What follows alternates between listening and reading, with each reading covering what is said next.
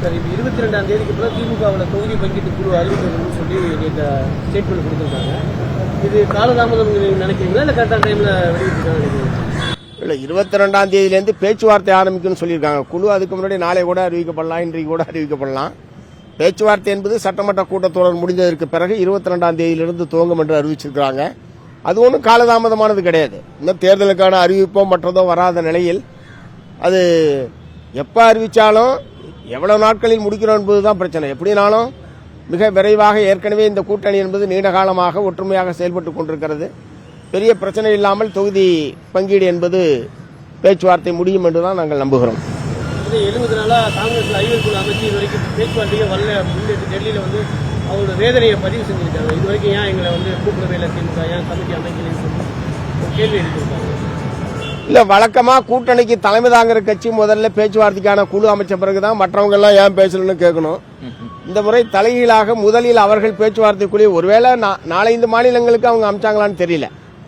ஒருவேளை பல மாநிலங்களுக்கு அமைக்கிற போது தமிழ்நாட்டுக்கும் அவர்கள் அமைத்திருக்கலாம். பட் தலைமை தாங்குகிற கட்சி என்கிற முறையில் திராவிட முன்னேற்ற கழகம் பேச்சுவார்த்தைக்கான குழுவை அமைக்காத நிலையில் பேச்சுவார்த்தைக்கு அழைக்கவில்லை என்கிற பிரச்சனை இருக்கிற மாதிரி தெரியல. திமுக கூட்டணி இருக்கிற கட்சிகள்லாம் ரொம்ப கடுப்பில் இருக்கிறது. இந்த பாமக தலைவர் அன்புமணி பேசியிருக்காங்க. அதிருப்தியில் இருக்காங்க, செயல்பாடு சரியில்லை அப்படின்னு சொல்லி.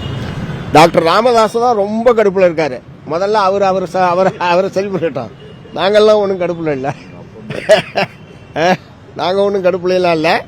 அது முறையான பேச்சுவார்த்தைக்கான குழு அமைத்ததுக்கு பிறகு பேச்சுவார்த்தை குழுவின் முன்னால் எங்களுக்கான தொகுதி எது, எண்ணிக்கை எது என்பதையெல்லாம் முறையாக நாங்கள் அந்த பேச்சுவார்த்தை குழுவோடு பேசுவோம். அதனால இதில் வந்து கடுப்பாகவோ கோபமாக இருப்பதற்கான எந்த விதமான அவசியமும் இல்லை.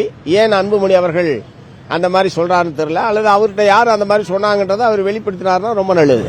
ராமதாஸ் கூட்டணிக்கு வந்து நாங்கள் இருக்க மாட்டோம் விசிக ஒரு நிலைப்பாடு எடுத்து அறிவிச்சிருக்காங்க. அந்த நிலைப்பாடு எப்படி பாக்குறீங்க? இல்ல, அவங்களுடைய கட்சியினுடைய நிலைப்பாட்டை தோழர் திருமா அவர்கள் வெளிப்படுத்தியிருக்கிறார்கள். அது அவங்களுடைய கட்சியினுடைய கொள்கை சார்ந்த நிலைப்பாடு என்பதை அவர் தெளிவுபடுத்தியிருக்கிறார். அதனால அதன் மீது எந்த விதமான கருத்தையும் சொல்ல விரும்பல. மற்றபடி எந்தெந்த கட்சியை கூட்டணியில் சேர்த்துக் கொள்ள வேண்டும் அல்லது வேண்டாம் என்பதையெல்லாம் கூட்டணிக்கு தலைமை தாங்கக்கூடிய கட்சி என்கிற முறையில் திராவிட முன்னேற்ற கழகம் தான் அதை முடிவு செய்ய முடியுமே தவிர எங்களை போன்றவர்கள் அல்லது அதில் ஒரு அங்கமாக இருப்பவர்கள் அதில் கருத்து சொல்வதற்கு இல்லை. தோழர் திருமாவளவனை பொறுத்தவரை அவர்களுடைய கட்சியினுடைய கொள்கை நிலைப்பாடு என்ன இந்த பிரச்சனையில் பாட்டாளி மக்கள் கட்சி தொடர்பாக என்பதை அவர் தெளிவுபடுத்தியிருக்கிறார். சிபிஎம் எந்தெந்த தொகுதியில் போட்டியிட தொகுதியை நீங்க அடையாளப்படுத்திட்டீங்களா? தொகுதி குழு அறிவிச்சோன்னு நீங்க வந்து திமுக முறையிடுவது தொகுதியில் நாங்கள் எங்களுடைய தொகுதி எது என்பது நாங்கள் முன்னுரிமை தொகுதி என்பது நாங்கள் தேர்வு செய்து வைத்திருக்கிறோம்.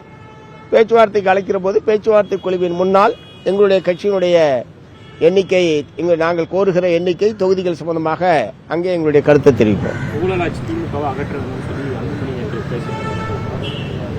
அதிக ஊழல் நடந்திருக்கு 5 ஆண்டுல சொல்லி ஒரு தீர்மானம். அதாவது இமயமலை அளவுக்கு ஊழல் செய்திருக்கிற பாரதிய ஜனதா கட்சியோடு கூட்டணி சேர்ந்து கொண்டு இங்கே இருக்கக்கூடிய திமுகவை பற்றி குறை சொல்வதற்கு அவருக்கு எந்த விதமான அருகதையும் கிடையாது.